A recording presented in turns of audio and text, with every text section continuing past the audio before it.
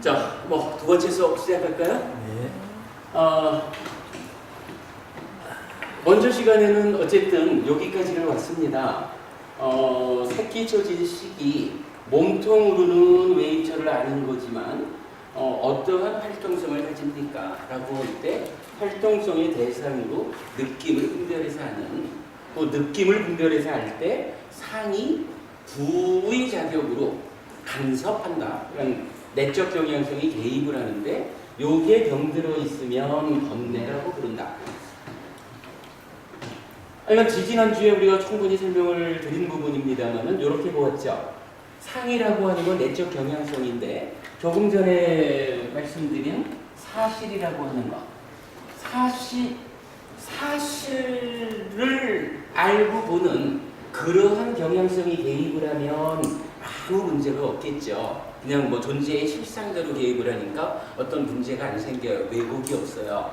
그런데 문제는 중생들, 아의 산을 오른다라는 중생들의 삶은 사실 아닌 것이 개입을 하죠. 즉 존재의 실상에 대한 오해, 상락아정이 개입을 하는데, 상락아정이라고 하는 요 오해라는 것은 표현하자면 이제 내가 중생입니다 라고 중생의 어떤 형성을 말한다, 이렇게 이해를 한다면, 중생이라고 하는 것을 경전은 욕계, 색계, 무색계라는 세 가지 단계 지어진 세상을 설명하고 그 각각의 세상을 살아가는 욕계 중생, 색계 중생, 무색계 중생을 말하잖아요. 그러니까 상락아정이라는 오해 때문에 중생이 되었다라고 하는 것은 이제 그 중생으로의 현상적인 삶은 욕계 중생이냐, 색계 중생이냐, 무색계 중생이냐 이렇게 되는 거죠. 근데 이 자리는 일단 상에 대한 이야기니까 여기서는 상의 상, 락의 상, 아의 상, 정의 상 이럴 거고, 욕상, 색상, 무색상 이렇게 말해지겠죠. 지난번에 우리가 논리적으로는 번뇌라고 하는 것을 참 좀 이해하기, 설명하기 어려울 거지만 정견경, 마지막이니까요 9번 정견경에서 무명은 번뇌와 서로 조건 지어져 있다라고 하는 번뇌라는 것을 발견했지요.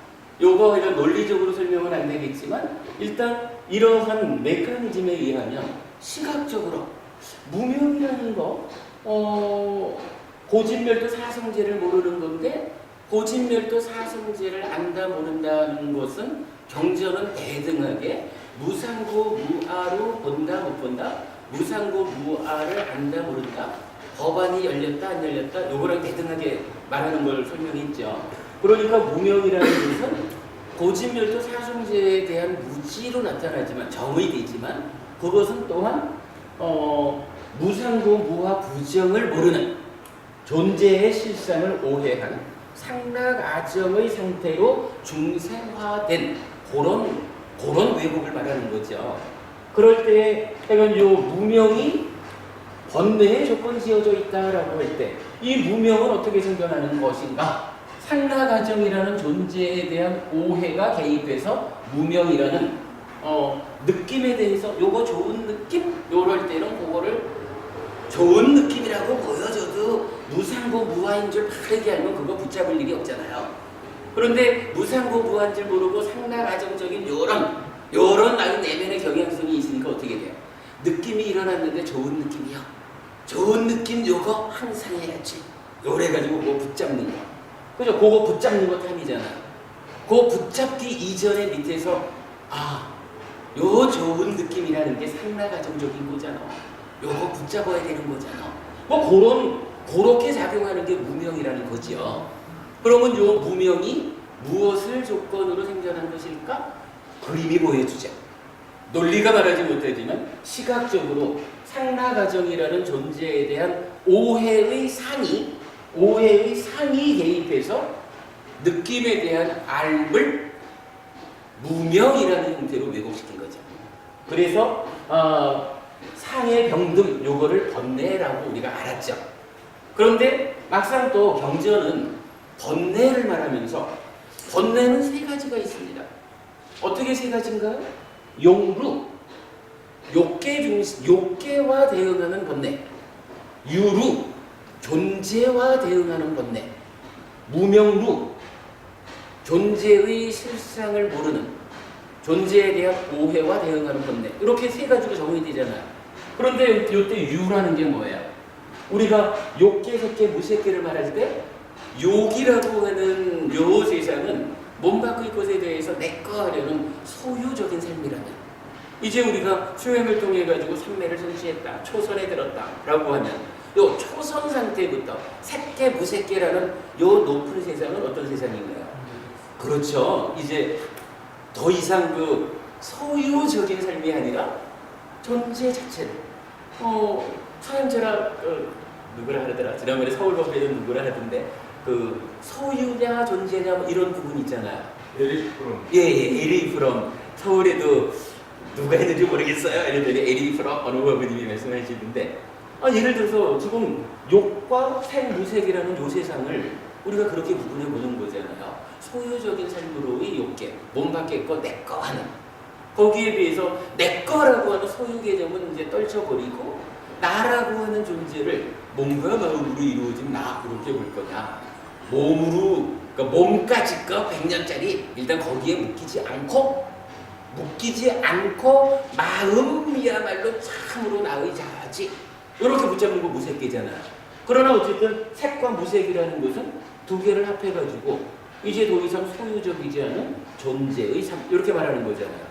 그러니까 번뇌를 말할 때 소유의 삶, 욕계와 대응하는 욕루, 그리고 이제 존재의 삶, 그러니까 색계, 무색계와 대응하는 유로, 이렇게 지금 번뇌를 정의해주고 있거든요. 그러면서 무명루, 요거는 요 무명과 연관되는 존재에 대한 오해, 요거죠. 이렇게 놓고 보면 우리가 시각적으로 상이 병들어 있다라고 하는 요것이 무명을 생겨나게 하는 조건이구나 라고 시각적으로 보았는데, 다시 경전은 번뇌가 요 세 가지가 있다라는 이러한 정의를 통해 가지고 우리가 시각적으로 확인한 게 맞구나, 이렇게 확인을 해준 거죠. 그래서 번뇌라는 걸 우리가 알았죠. 그런가 하면 이제 요 번뇌와 무명과 번뇌를 합해 가지고 치라고 한다라는 것도 보았죠. 그래서 탐진치 알려줬고, 이게 참 시간이 부족하기는 하지만 그래도 꼭 하나 보고 가야 될 부분은 있죠. 우리 교재에 126쪽을 한번 보겠습니다.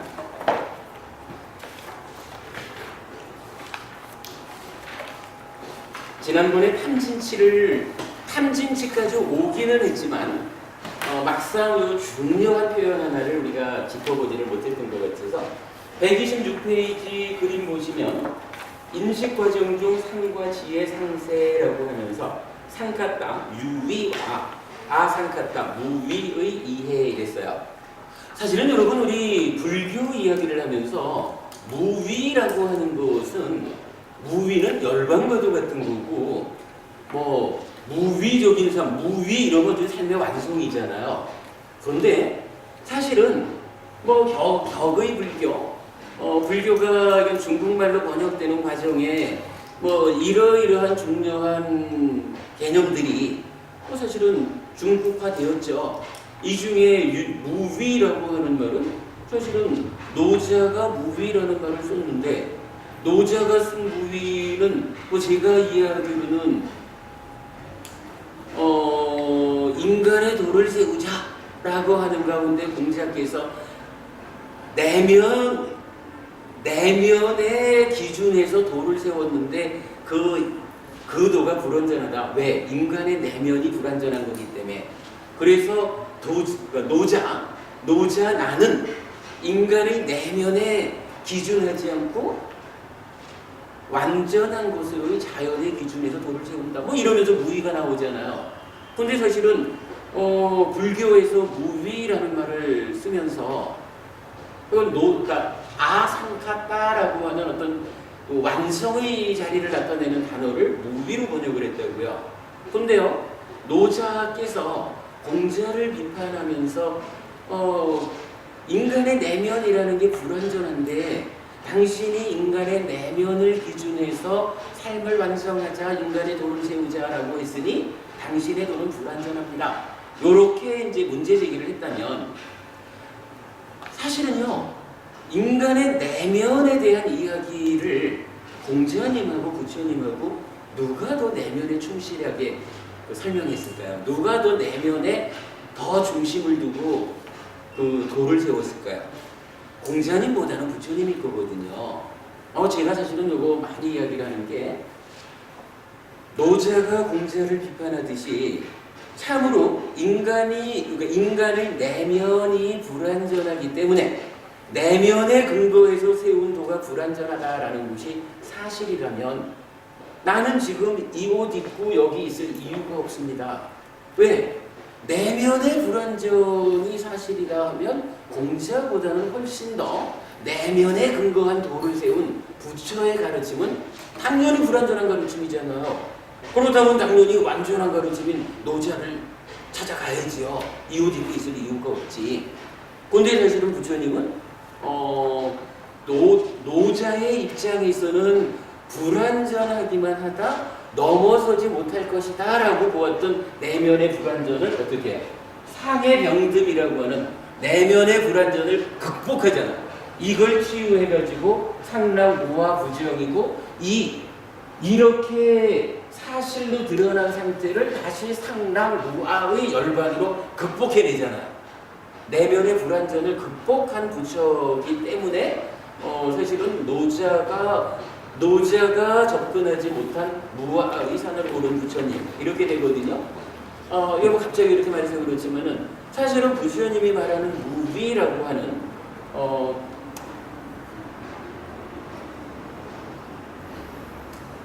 상카따라고 하는 단어이고 아상카따라는 단어에서 상카따를 위 하면 될 텐데 약간 유 이렇게 말하고 아상카따를 부정형으로 무위라고 말하거든요. 그러면 부처님이 말하는 무위는 노자하고 접근이 전혀 다르다고요.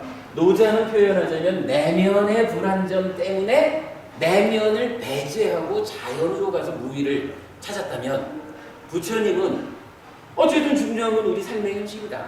우리 삶의 현실 가운데 내면의 문제를 배제하고 어떻게 삶의 문제를 풀겠느냐.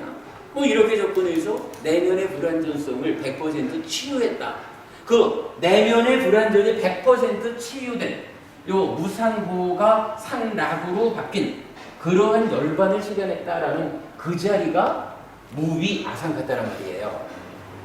그러면 노자의 무위하고 부처의 무위라는 것은 사실은 전제부터가 전혀 다른 거거든요. 근데 이건 격의 불교의 영향이 있죠.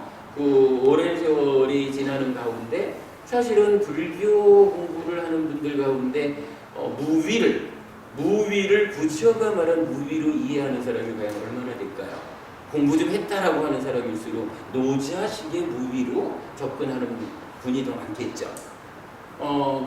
하여간 이제 요런 요 내면의 이야기에서 우리는 유위와 무위라고 하는 단어 두 개를 자리매김해주고 가야 되는데 지난번에는 시간이 부족해서 거기까지를 못 갔죠.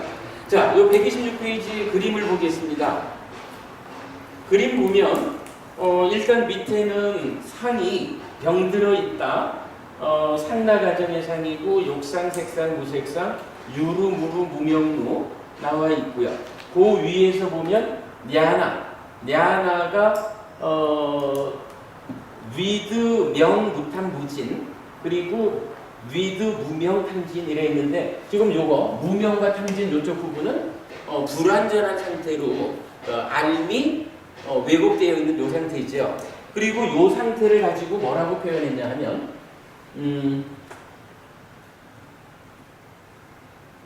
요거를 이제 요 자리를 상카따라고 말하고 있거든요. 그런가 하면 무상고 무와 부정으로 상이 개입을 하면 냐나가 이제 왜곡될 일이 없으니까 어떻게 돼요? 냐나 더하기 명이라는 의에서 이제 붙잡을 것도 없고 밀쳐낼 것도 없죠. 무탐무진 요 상태가 되고 번뇌 없음 하니까 무치가 되겠고 뭐 요런 상태가 되면 요거를 무위라는 말로 나타내고 있거든요. 사실은요 우리가 유위, 무위라고 하는 요 단어를 이해하고 자리매김해 줄 수만 있다 해도 사실은 우리 불교 공부에서 크나큰 진전을 보는 거죠. 요 유위와 무위가 바로요 위자나띠를 중심으로 한 내면의 이야기에서 그 결과물로 나타나고 있다. 그런데 이제 이것도 사실은 좀 어려움이 있어요. 제가 요 동그라미를 야나 더하기 해가지고 요 발생한 부분으로만 말을 했는데 요거 야나 더하기 탐진치, 그러니까 야나를 수식하는 것으로의 탐진치의 상황하고 탐진치에 붙잡힌 야나라는 것은 좀 구분해서 알 수가 있겠죠. 요거 구분해서 알아야 되는 필요가 있고 요 탐진치라고 하는 야나가 요렇게 왜곡되었어 라고 하는 왜곡의 상황, 그 상태를 상깝다 유위라고 말한다면 이제 그렇게 유위된 붙잡힌 것으로의 느낌에 대한 요 느낌은 좋은 느낌인데 이거는 붙잡는 느낌이야. 이렇게 그 결과물을 말할 때는 여기에 이제 상카라는 말을 쓰는 것 같아요. 이 부분 뭐 그냥 제가 현재까지 쭉 조금 이제 찾아나가고 있는 건데 이게 100% 상카가 맞는지 아직은 잘은 모르겠어요. 근데 전반적으로 보면 요거를 상카라고 표현하는 것으로 찾아져요. 그러니까 이렇게 말하면은 상카따라고 하는 것은 유위로 있고요. 상카라는 것은 요건 이제 유위법 이렇게 표현을 하면 좋을 것 같아요. 실제로 우리 공부하다 보면 유위라는 말도 나타나지만 유위법이라는 말도 나타나죠. 그러니까 이제 요 부분을 하나 참고하기로 하고 왜 요 얘기를 해야 하냐면 좀 전에 우리가 뭘 봤나요? 네이처가 웨이처를 위자나띠 한다. 이때 대상은 웨이처였고 윈야나가 위자나띠 한다라고 할 때는 대상이 느낌이었죠. 또 대상이 무엇냐에 따라서 사실은 그 사는 영역이 확실히 달라진 거였잖아요. 이제 여기서 이제 이어지는 찌따의 이야기를 할 때 요 찌따가 대상으로 하는 건 뭐냐면 야나가 왜곡된 상카 유위법이라고 하는 요거를 대상으로 하게 돼요. 그래서 일단 우리가 있는 요 자리에서 야나의 그러니까 오염된 야나 탐진치에 붙잡힌 야나 결과물을 요거를 상카라는 말로 나타내고 있다라는 것을 하나 본거로 하겠습니다.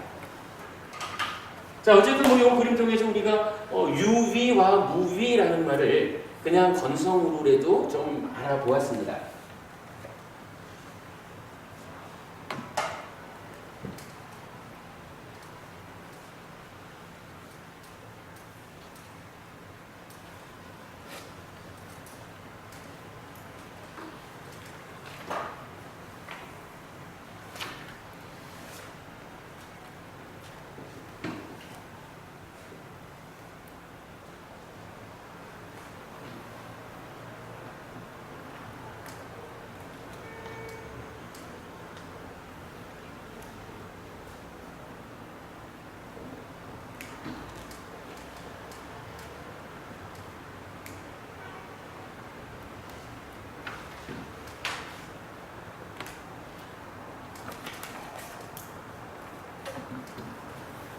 그리고 지난번 수업의 마지막은 그거였죠. 일단 위자나띠라고 하는 윈야나의 활동성에 대한 이야기는 결론은 그렇게 되죠.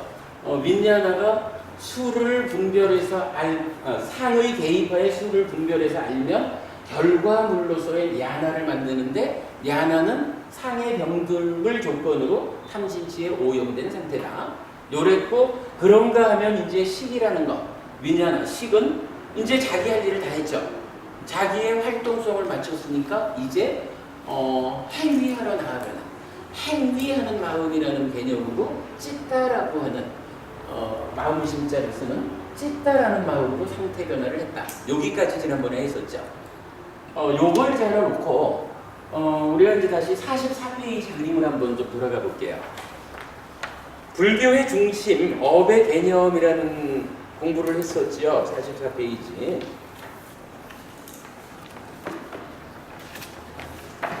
이런 이야기였었죠. 자, 44페이지입니다. 불교의 중심, 업의 개념에서 몸과 말과 만으로 행위를 하는데 이 행위, 색선행, 미적, 법을 대상으로 행위하는 거죠. 그런데 이러한 행위가 그냥 행위하는 것일까 아니면 원인이 있는 것일까? 이럴 때 외도의 주장경에서 세 가지 바깥길, 삼종 외도 그거 사실 아니다라고 알려준다 그랬죠. 그리고 마할리경 등을 통해 가지고 부처님은 요 만호라는 것은 만호는 몸과 말과 만호의 행위는 찢다를 원인으로 한다라는 부분을 알려줬죠. 요거 우리가 먼저 보아서 아는 거죠. 업이라는 것은 찢다를 원인으로 몸과 말과 만호로 행위한다. 그리고 그 결과로 괴로움이든 행복이든을 만든다. 이럴 때 우리가 또 한 가지 그 의문을 제기했던 것이 누구나 찢다를 원인으로 몸과 말과 만호로 행위하는데 왜 누구는 괴로움을 만들고 누구는 행복을 만들까? 그럴 때 다시 그림 밑에 나오지만 부처님은 또 답을 주죠. 요 찢다가 탐진치에 오염이 되면 오염된 찢다가 오염된 행위를 해서 괴로움을 만들고 요 오염을 잘 제어하면 어떻게 되나요? 청정한 찢다가 청정한 행위를 하고 행복을 만든다. 그거 44페이지 불교의 중심, 업의 개념으로 우리가 보았던 거죠. 요 개념을 이제 다시 이끌어와 보면 결국은 우리가 그 업의 개념들을 그려서 불교의 중심이라고 말하는 게 찢다를 원인으로, 근데 찢다는 탐진치에 조건 지어져 있고 그 상태로 행위해서 괴롭든 행복하든 요게 결정된다면 참으로 찢다로부터 출발하는 행위라고 하는 것이 삶의 중심에 있구나. 이렇게 표현한 부분 타당하죠.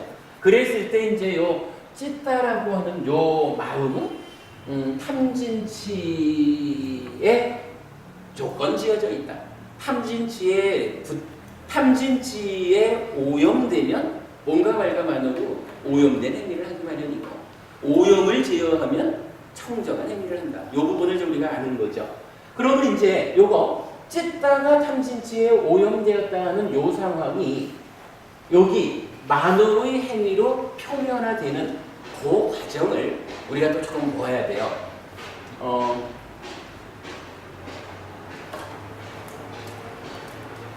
뭐 교재에도 설명이 잘 되어 있습니다만 결론적인 이야기만 제가 드리자면 이렇게 나타나요.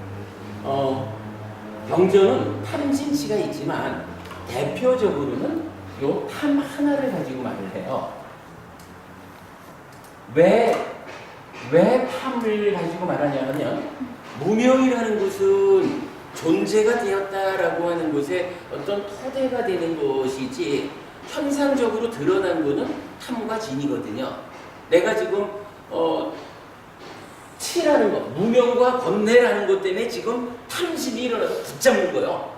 현상은, 그죠? 이 치라고 하는 것은 바닥에 깔려있는 거고 그 치 때문에 현상은 어떠냐면 붙잡든지 밀쳐내든지 탐 또는 진, 요거거든요. 그런데요, 요 탐이라는 것은 어떻게 구성되어 있냐 하면 요거 똑같이 욕탐, 색탐, 무색탐 이렇게 구성이 되어 있어요. 그러니까 붙잡는다라는 것은 사실 그렇죠. 최종적으로 무엇을 붙잡나요?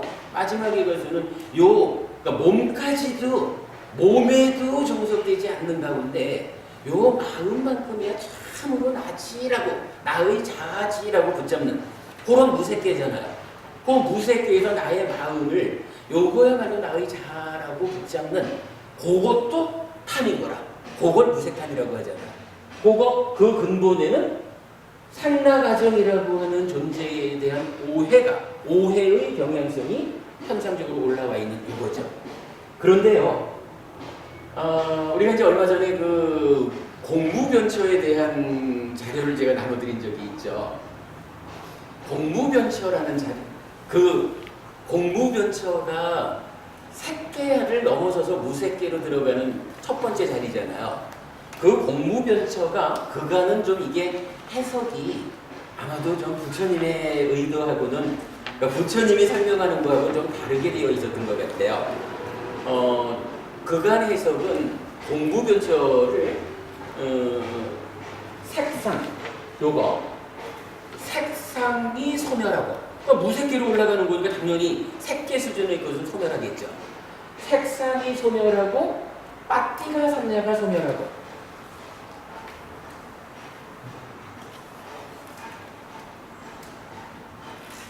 빠띠가 삼냐가 소멸한다라고 나오고, 세 번째로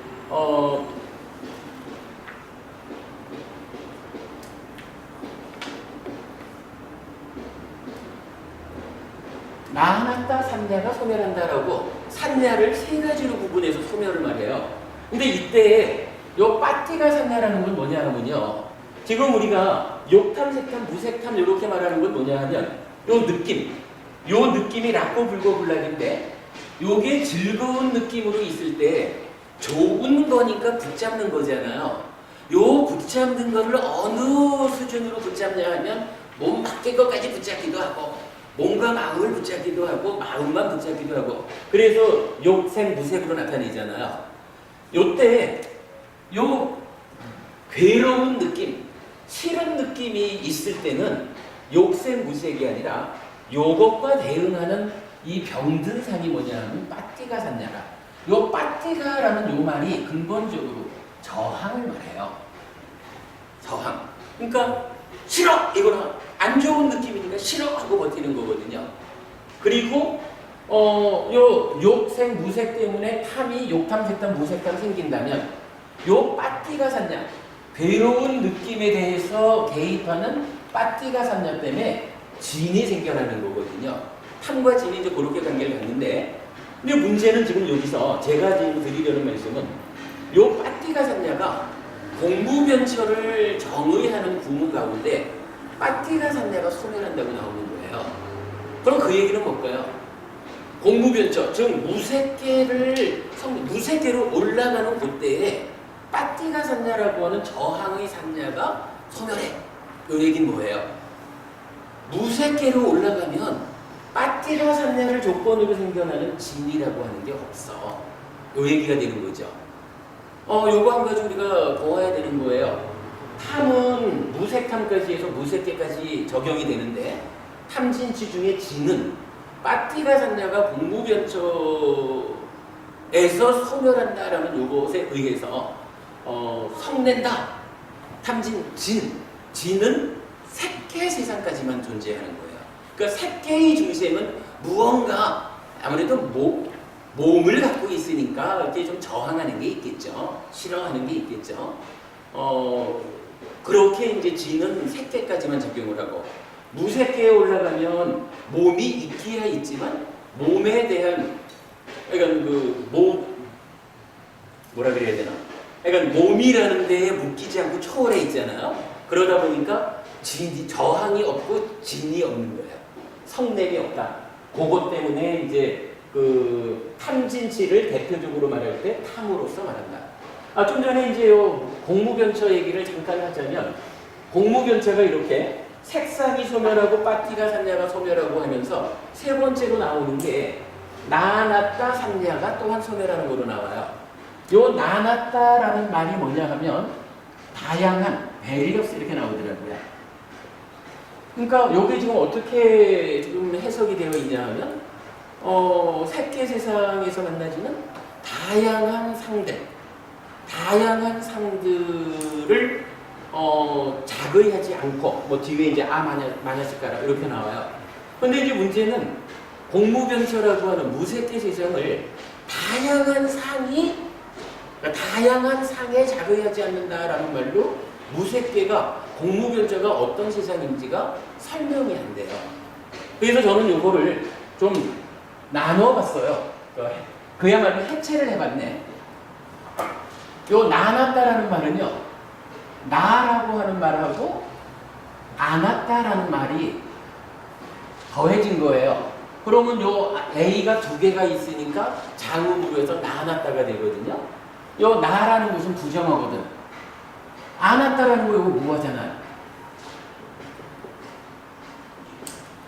요 얘기 뭐냐면 안았다 산자면은 무아의 상이라 요거 무아의 상.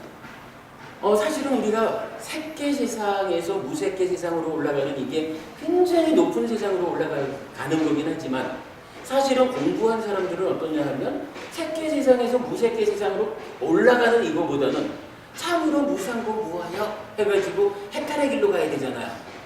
이게 부처님 이전에 많은 사람들이 무상고 무하를 모르다 보니까 해탈의 길로 나갈 줄은 모르고 이게 무아가 아니다라는 생각을 못하고 그냥 수행의 방향이 무색계로 올라가는 거거든요.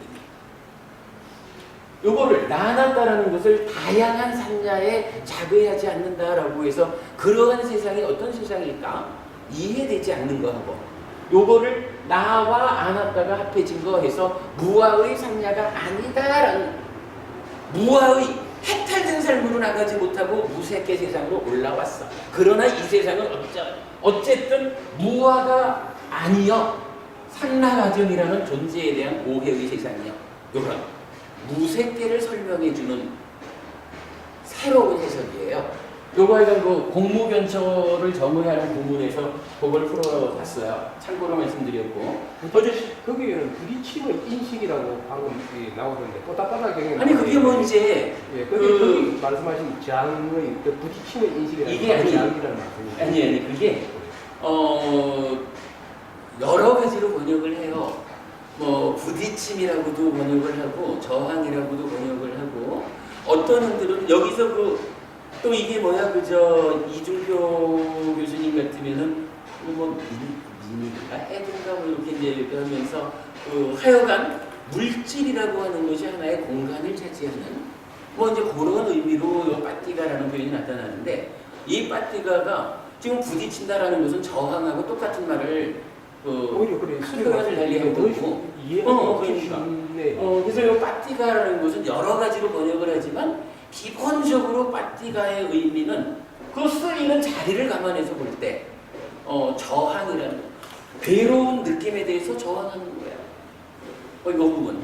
물론 이제 부딪힘이라고 말할 때는 이 안일이 설신으로 색성향 미촉을 감각할 때 그때 사실은 물질적인 것이 저항한다 공간을 가지고 이렇게 말하는 부분을 공간을 가지고 저항하니까 부딪힌다라고 표현할 수가 있는 거죠.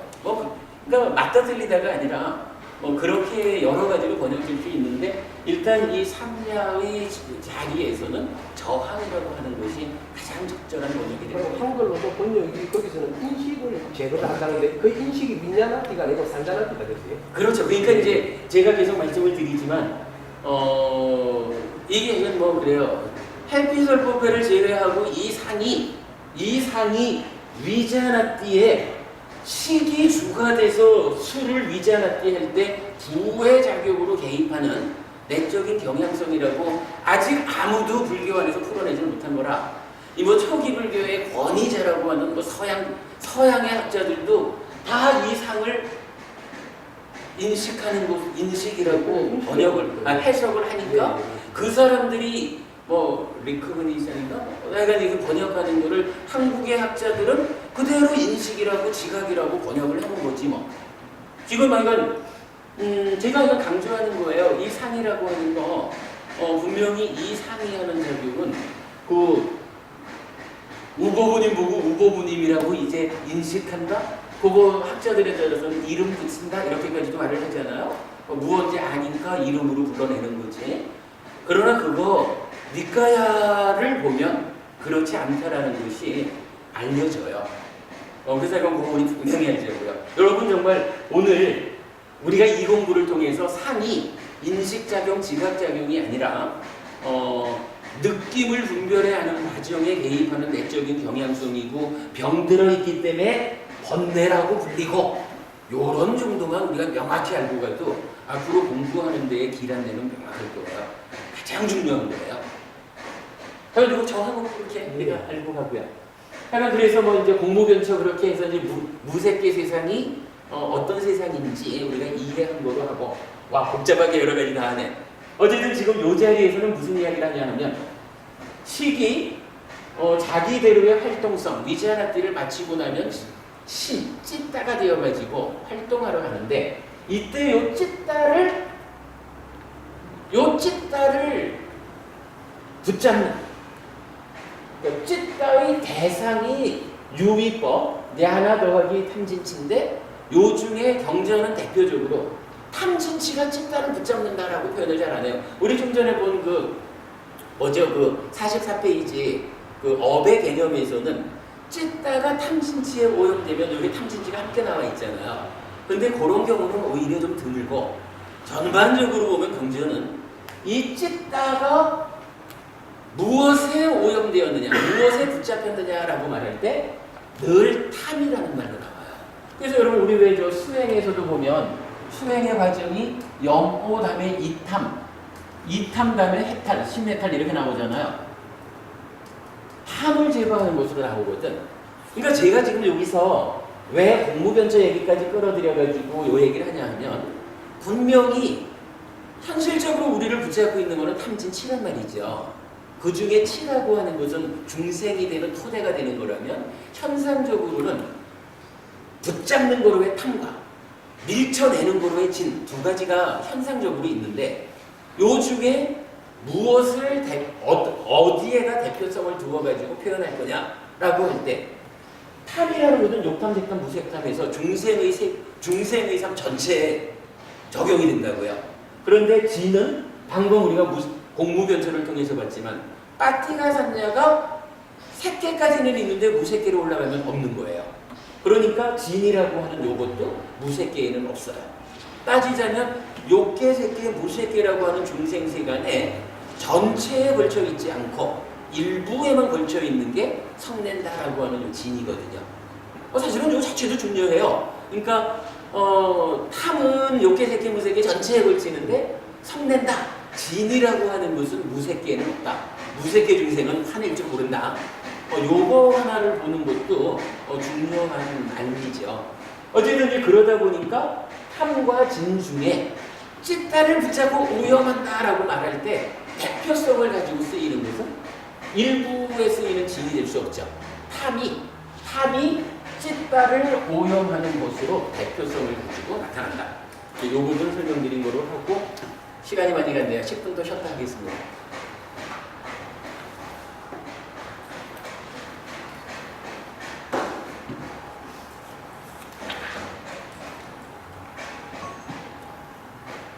이게 사실 그런 것 같아요. 우리 해피설법회, 부산법회의 경우를 보면 요 마음의 메커니즘을 시작해가지고 중간에 우리가 이제 함께 공부하다 보니까 업데이트 과정도 많았지만, 그래도 거의 평균적으로 2시간 반 정도 수업을 한 10주인가 이렇게 걸려가지고 마음의 메커니즘을 한 번 이 마무리를 지었거든요.